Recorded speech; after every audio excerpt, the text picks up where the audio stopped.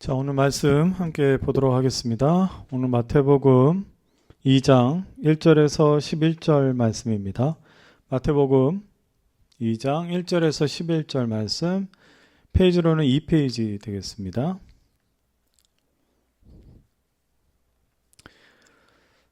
다 찾으신 줄 알고 저와 함께 교독하겠습니다.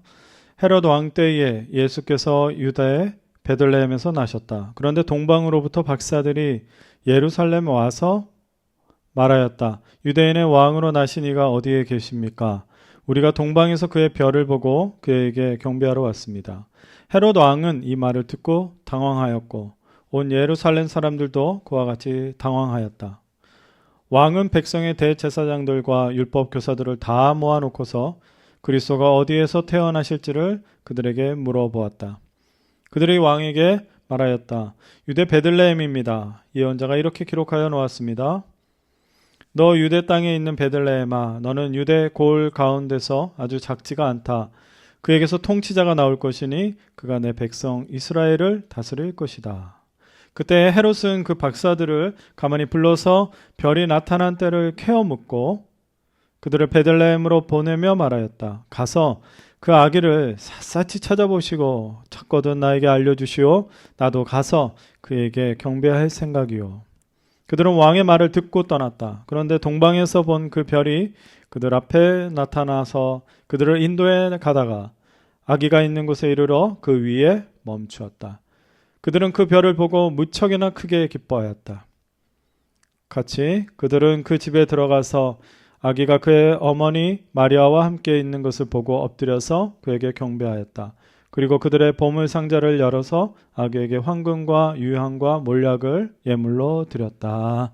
아멘. 우리 고백합시다. 이 말씀은 하나님의 말씀이며 생명의 말씀이며 능력의 말씀이며 내 인생의 해답이다. 아멘. 남들과 달라지는 첫걸음, 그 세 번째 시간입니다. 지난주 남들과 달라지는 이 첫걸음을요, 제자의 삶, 그러니까 남들과 달라지는 첫걸음을 제자의 삶에 대해서 은유적으로 제가 표현한 것이라고 말씀드렸습니다. 그러니까 우리가 함께 나누고 있는 이 남들과 달라지는 첫걸음, 이 말씀은요, 제자의 삶에 대해서 지금 주제를 삼고 있는 것이죠. 저마다 자기 인생을 살면서 목표가 있습니다. 그런데 일반적으로 사람들이요, 어떤 목표점, 그 어떤 수준의 목표를 가지고 자기 목표를 생각하고 있을까요? 어떤 수준의 목표일까요? 어느 정도까지의 목표를 잡고 있을까요? 많은 사람들이요, 대개는 남들처럼, 남들보다 조금 더, 남들보다는 더 나은 방향으로 내 인생의 그 목표를 잡는 거죠. 내 인생의 그 목표의 기준이 그럼 뭐라는 겁니까? 남들이라는 거예요. 다른 사람. 그것이 기준이고 그게 기준점이 되는 거예요. 많은 사람들이 자기만의 인생 목표를 세운다고 하지만 그 수준을 남들, 타인, 다른 사람들과 비교해서 그렇게 기준을 잡고 있습니다. 그래서 그 비교의 우위에 따라서 내가 성공했고 내 인생이 실패했고 그것을 결정합니다. 예수님을 따르면서 제자들도 이 목표를 가지고 있었는지, 이 목표를 달성하기 위해서 자리싸움을 벌였다는 것을 아십니까? 예수님은 그 십자가의 그 엄중한 그 고난을 앞두고 있는데도 불구하고 제자들은요, 그 마지막 만찬에서도 누가 우리 중에 제일 큰 사람이냐, 그것을 가지고 말다툼을 벌였다는 겁니다. 예수님을 헌신적으로 따랐던 세베대의 아들들도 있어요. 야고보와 요한인데요. 그 야고보와 요한의 어머니, 우리가 잘 아는 살로메 마리아라는 그 여인이 있습니다. 참 예수님을 헌신적으로 섬겼습니다. 그런데 예수님께서 말씀하시기를 그 하나님의 나라, 그의 나라를 위해서 말씀을 전했을 때에 이것을 듣고 살로메 그 마리아는 그 나라에서 자식들, 두 아들이 특별한 자리에 앉게 해달라고 그렇게 요청을 합니다. 이렇게 예수님은 제자들의 이런 모습을 보시면서 그의 기준에 맞는 답을 하는 것보다 전혀 다른 예측할 수 없는 말씀을 하십니다. 가장 크고 높고자 하는 사람은 가장 낮은 종이 되어야 한다. 내가 온 것은 으뜸이 되려고 하는 것이 아니라 섬기려고 온 것이다. 너희 가운데 으뜸이 되려고 하는 사람은 너희를 섬기는 사람이어야 한다. 자기를 높이는 사람은 낮아지고 자기를 낮추는 사람은 높아질 것이다. 예수님은 제자들이 가지고 있는 그 인생의 목표대로 대답하시지 않으셨습니다. 제자들은 그 세상 방식대로 서로 비교하고 높아지려고 하는 그 인생을 꿈꿨는지 모르지만 예수님은 오히려 이렇게 말씀하신 겁니다. 하나님 아버지의 비전, 하나님 아버지 창조주의 그 원리에 그것의 기준점으로 말씀을 하셨습니다. 그리고 그것이 가장 높은 수준의 인생의 목표라는 것을 알려주셨습니다. 그리고 그것을 직접 몸소 보여주셨지요. 무엇으로요? 십자가를 통해 하나님 아버지의 뜻을 이루시고 모든 인류를 구원할 만한 이름, 모든 이름 위에 뛰어난 이름이 되셨습니다. 하나님 그렇게 하셨습니다. 그 목표점대로 하셨습니다. 사랑하는 에버그린 형제자매 여러분, 남들과 달라지는 그 첫걸음은 제자의 삶입니다. 제자들은요, 세상의 가치관대로, 그 가치관은 비교였습니다. 그 비교하면서 사는 것이 아닙니다. 인생의 목표를 누가 가장 높고 그리고 중요한 자리에 가는가, 그것을 꿈꾸지 않습니다. 예수 그리스도의 제자된 우리는요, 예수님이 가르치셨던 하나님 아버지의 원리, 창조주 하나님의 그 비전, 그것으로 인생의 목표를 꿈꿔야 합니다. 하나님의 비전이 나의 비전이 된다면, 하나님의 계획이 나의 계획으로 되었다면, 하나님의 뜻이 그것을 이루기 위해서 그것이 나의 꿈과 열정이 된다면 우리는 가장 높은 수준의 비전을 가진 자요, 높은 수준의 계획을 가진 사람입니다. 그리고 창조주 하나님 아버지의 원리대로 살아간다면 우리는 가장 성공적인 삶이 아니겠습니까? 창조주의 원하신 대로, 창조주 뜻대로, 창조주의 그 계획대로 우리가 산다면 그것이 바로 성공적인 삶이죠. 지난 2주 동안 함께 말씀을 나누었던 그 남들과 달라지는 첫걸음, 한번 정리를 해보겠습니다. 첫 번째 주에 저는 예수 그리스도라는 그 반석 위에 제자는 시작되어야 한다. 반석 위에 터를 잡아야 하고 그것을 믿음을 세워나가야 합니다. 그리고 무엇을 통해서 믿음을 세워나가야 합니까? 기도를 통해서입니다. 기도를 통해서 믿음이 새로워지는 것입니다. 예수님께서도 왜 그전에는 이런 일이 있었고 이런 은혜가 있었고 이런 경험이 있었는데 왜 지금 이게 되지 않습니까? 이런 이런 종류는 기도 외에는 없다. 기도 외에는. 우리가 믿음이 부족하고 적고 그리고 우리 안에서 믿음이 흔들린다면 이것은 기도로 바로 잡아야 합니다. 제자는 기도로 바로 서야 하는 것이죠. 오늘 우리가 한 발짝 더 나가야 하는 것은 남들과 달라지는 그 첫걸음이 있습니다. 그것은 바로 주님의 인도하심입니다. 따라합시다. 지금 우리는 주님의 인도하심을 받아야 할 때입니다. 지금 우리는 주님의 인도하심을 받아야 할 때입니다. 이 문장은 매우 당연하게 들립니다. 지극히 상식적으로 들리죠. 너무 당연하고 상식적으로 들리죠. 아마 이 문장을요, 제 설교의 이 마지막 부분이라고 하면서 했다면은 아마 이렇게 생각하신 분들도 있어요. 아니, 지금 주님의 인도하심을 받아야 한다는 거 그거 누가 모르나? 아니, 목사님은 더 현실적이고 더 구체적이고 뭔가 산뜻하고 뭔가 획기적인 것을 제안하셔야 하지 않아? 너무 상식적이고 너무 당연한 말씀하시는 거 아니야? 2차 세계대전이 일어나려고 할 때에 유럽, 특히 영국은요, 전쟁에 대한 불안과 공포에 휩싸여 있었습니다. 그 엄청난 혼란, 잔인함, 그리고 고통, 슬픔, 그들에게 있어서 그것이 현실이 되고 앞으로의 미래였습니다. 당시 영국 수상이었던 윈스턴 처칠은 영국의 모든 국교회, 성공회죠. 국교회에 종을 울리도록 했습니다. 그리고 그 종을 뭐라고 했냐면 희망의 종이라고 말했어요. 그 암울한 미래, 그리고 지금 너무나도 두려운 현실, 그 가운데 필요한 것은 희망이었습니다. 희망의 종을 울리도록 하면서 그리고 라디오를 통해 그 윌리엄 템플이라고 당시에 존경받았던, 영국에서 존경을 받았던 그 목사님에게 설교를 부탁을 드립니다. 윌리엄 템플 목사님은 라디오에서 이렇게 설교를 하시죠. 영국 국민 여러분, 모든 교회에서 종이 울릴 것입니다. 종소리를 들으시면 모든 교회로 모이시기 바랍니다. 그리고 역사의 주관자 되시는 하나님 아버지를 바라봅시다. 지금이야말로 하나님 아버지의 인도하심을 받아야 할 때입니다. 전쟁의 소용돌이 속으로 빠져들어가기 직전에 있는 영국 국민들에게 이 말씀은 어떻게 들렸을까요? 지금 우리와 다르게 들리지 않았을까요? 그들은 그 전쟁을 앞두고 있는 그 상황에서 너무 당연하게 지금 주님의 인도하심을 받아야 한다는 이 단순한 문장, 상식적이고 당연한 문장 같은 것이 어떻게 들렸을까요? 지루하게 들렸을까요? 너무 상식적이어서 은혜가 되지 않는다고 했을까요? 절박한 상황 속에서 모든 영국 국민들은요, 그 종소리를 듣고 교회로 몰려들었습니다. 그리고 두 손을 들고 하나님 아버지의 인도하심을 기도했습니다. 너무 당연하고 상식적인 그 문장, 그 상황 속에서는 너무나 간절하게 들렸기 때문입니다. 사랑하는 형제자매 여러분, 저와 또 우리 모두는 또 많은 이웃들이 절박한 상황을 경험하고 있습니다. 하루아침에 직장에 내몰리는 사람도 있고, 또 가족이 흔들리고 어려움 속에 있는 그러한 이웃도 있습니다. 질병 때문에 힘들어하는 사람이 있습니다. 외로움에 지쳐서 그리고 더 이상 살고 싶지 않은 사람도 얼마나 많은지 모릅니다. 여러분, 주님의 인도하심이 필요하지 않을 때가 있습니까? 어느 순간이라도 하나님 아버지의 인도하심 없이는 안 되지 않습니까? 제자로서 우리는 너무나도 당연하고 상식적인 이 문장, 지금 우리는 주님의 인도하심을 받아야 할 때입니다를 간절하게 받아들여야 합니다. 제자는 그래야 합니다. 근데 제가 질문을 하나 하겠습니다. 여러분 최근 여러분 삶 속에 하나님의 인도하심을 경험하고 계십니까? 정말 구체적으로 세밀하게 그 인도하심을 경험하고 계십니까? 이 질문들이 당황스럽게 들리시는 분들도 있을 거예요. 아니면은 대답하고 싶지 않은 분들도 계실 겁니다.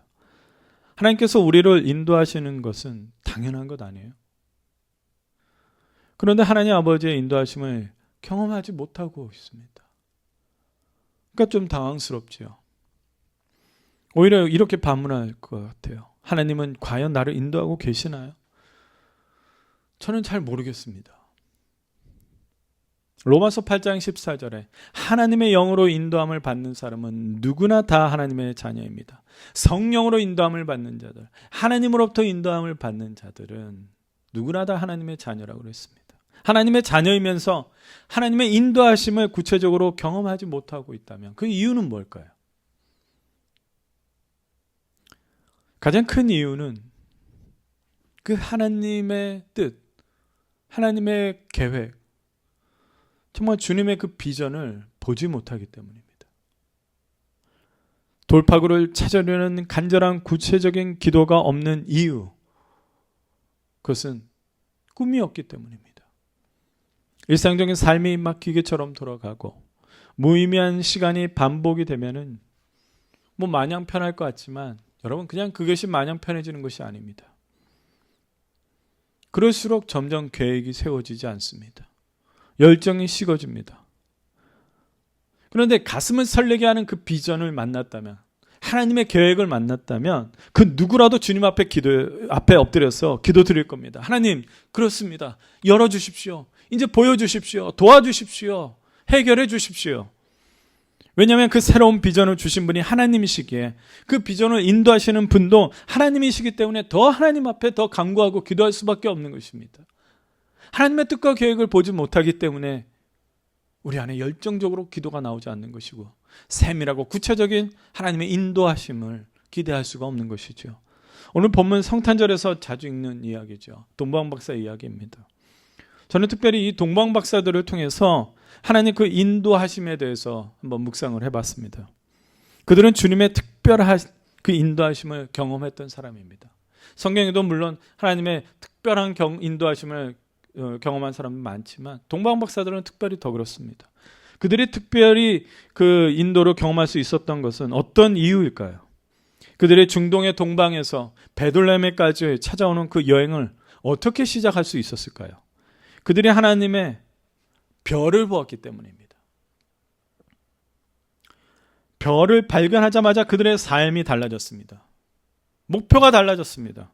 새로운 삶을 향해서 출발을 한 것이죠. 하나님은 그들을 어떻게 구체적으로 인도하셨습니까? 그 구체적인 중에 하나는 바로 별을 보여주셨다는 겁니다. 하나님 아버지는 보여주시는 분이십니다. 또 꿈을 주시고 비전을 주시고 계획을 알려주시는 분입니다. 계시하시는 분이십니다. 하나님은 하늘의 별을 통해서 움직이게 하시는 분이십니다. 별을 보게 하고 그들은 움직였습니다. 여러분은 그런 의심 해보신 적 없습니까? 저는 있습니다.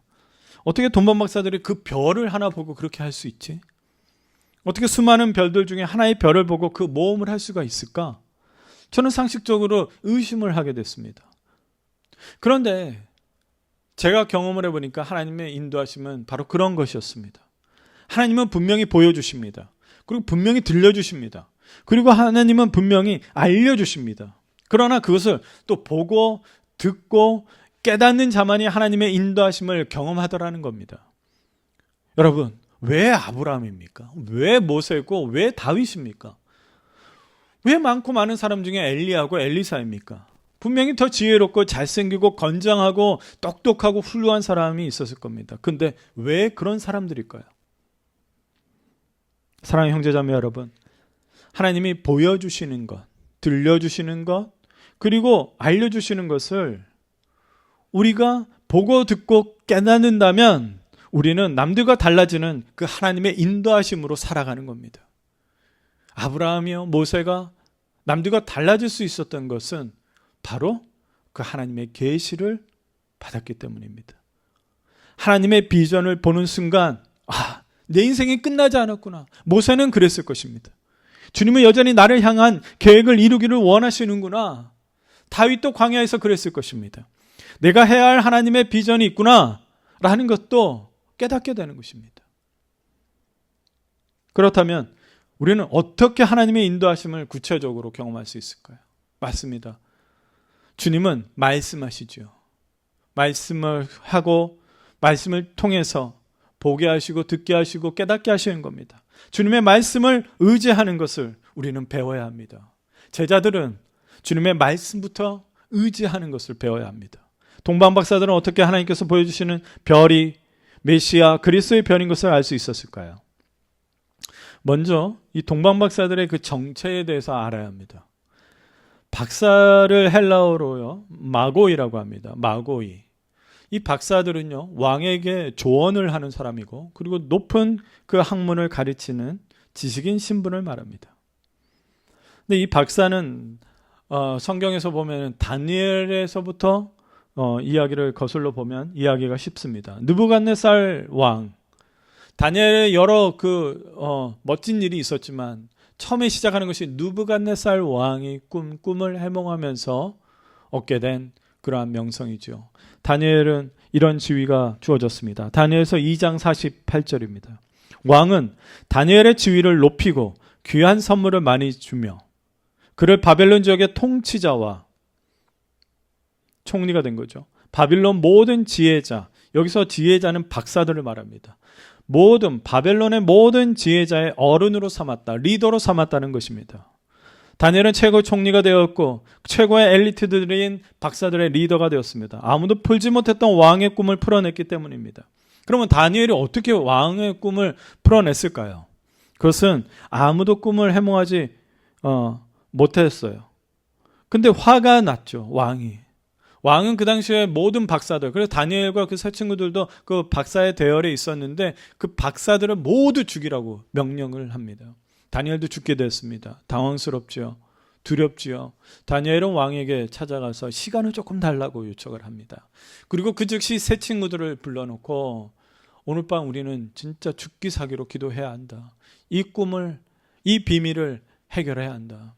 그리고 기도를 요청하고 그날 밤 하나님은 다니엘을 찾아오셔서 그에게 환상을 보게 하시고 그 꿈을 해몽할 수 있는 그 비밀을 알려주게 됩니다. 느부갓네살 왕과 다니엘의 만남은 정말 어처구니 없는 황당한 꿈 하나 때문에 시작이 됩니다. 그리고 다니엘뿐만 아니라 이제 그 다니엘과 세 친구들의 그 섬겼던 하나님의 그 존재, 하나님을 향한 그 고백이 바벨론 제국의 그 왕궁에 들어오기 시작합니다.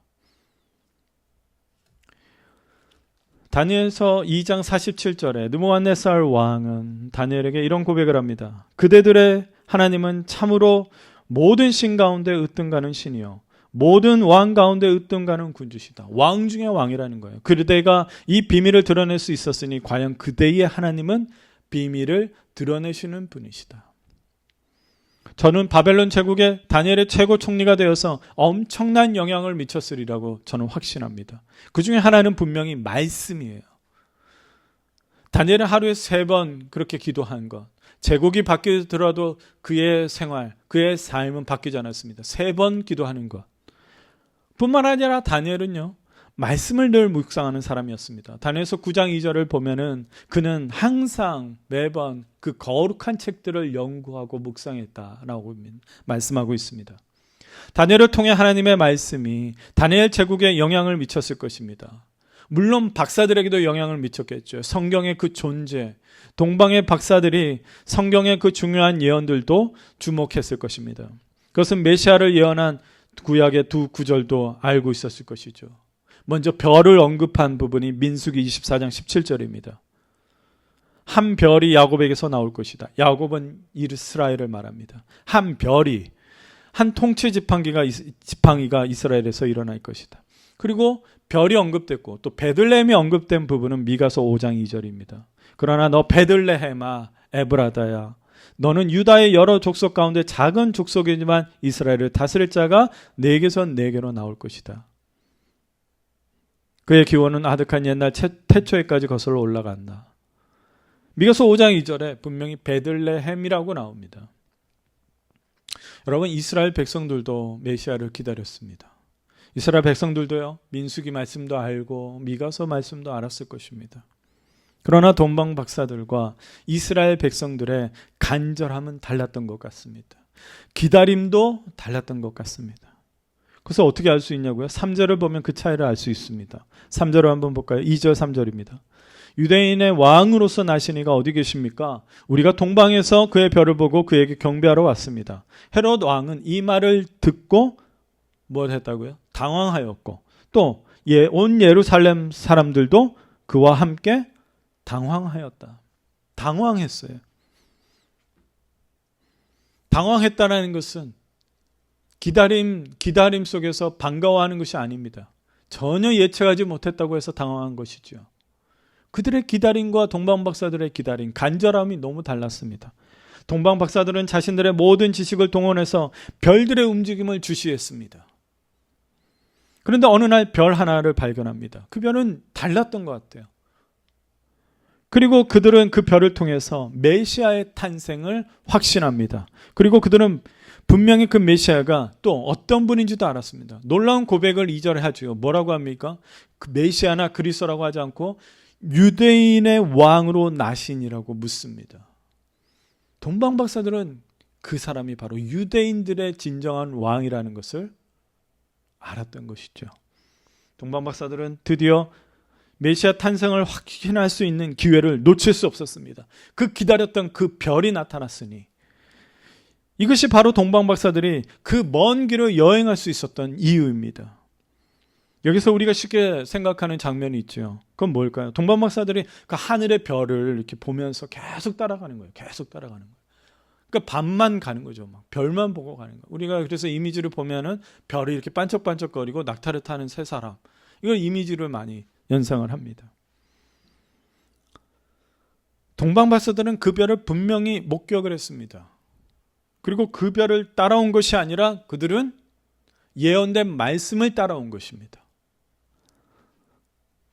예언된 그 말씀대로 별이 확신하니까 그리고 그 베들레헴으로 온 것입니다. 그 말씀을 붙들고 말씀의 실체가 되신 예수님이 태어나기로 하신 그 베들레헴으로 찾아온 것이죠. 구절을 보니까 그 별이 그들 앞에 나타나서 그들을 인도했다고 합니다. 별은 예루살렘에서 베들레헴, 예루살렘에서 헤롯 왕을 만나고 출발하는데 별이 나타났다라는 거예요. 그리고 베들레헴까지 인도를 해주는데 더 구체적으로 세밀하게 예수님이 태어난 그곳, 그 위에서 그 별이 알려주는 거죠.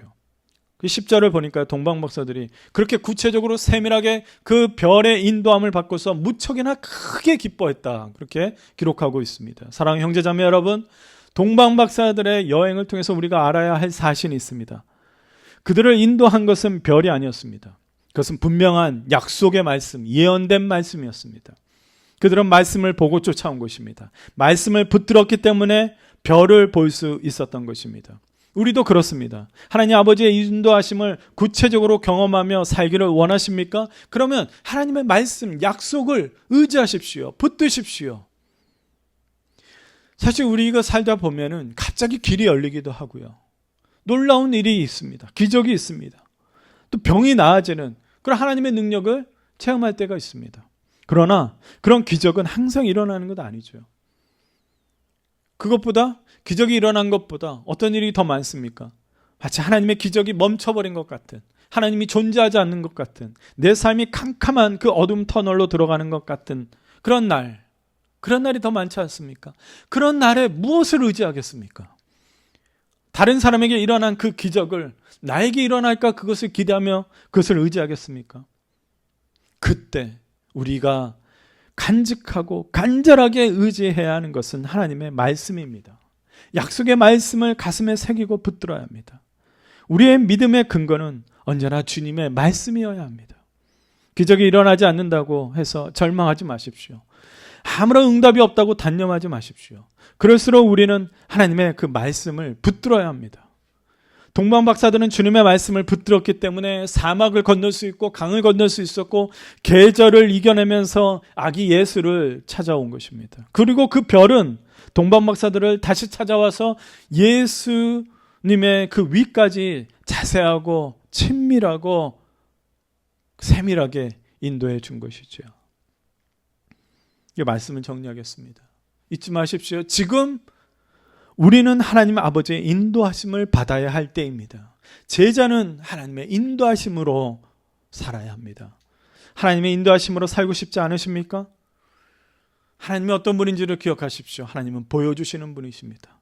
들려주십니다. 알게 해주십니다. 왜냐하면 하나님은 하나님의 영 성령님으로 인도함을 받는 우리는 하나님의 자녀이기 때문입니다.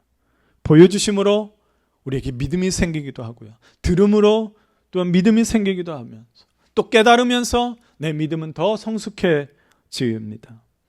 그리고 우리는 주님의 말씀을 의지할 때에 하나님 아버지의 그 구체적인 인도하심을 경험할 수 있습니다. 내게 기적이 일어나지 않고 어둠 속에 있는 것 같아도 주님의 말씀을 읽고 또 들으십시오. 그리고 가슴에 새기고 의지할 때에 우리에게 그 주님의 별이 나타나 자세하고 세밀하게 인도해 주시리라고 믿습니다. 그래서 우리 사랑하는 에버그린 공동체 모두가 하나님의 인도하심을 받으며 남들과 다른 그 첫걸음 제자의 삶을 더 내딛으시기를 주님의 이름으로 축복합니다. 기도하겠습니다. 사랑이 많으신 하나님 아버지, 오늘 우리에게 말씀해 주셔서 감사합니다. 이 말씀을 들었습니다. 또한 그것을 보게 하시고 깨닫게 하시고 가슴에 새기게 하여 주시옵소서. 이것을 의지하게 하여 주시옵소서. 그래서 정말로 남들과 다른 그 제자의 삶으로서 하나님의 기준, 하나님의 원리, 창조주의 그 방식대로 비전대로 살아가는 우리 모두가 되게 하여 주시옵소서. 예수님의 이름으로 기도드립니다. 아멘.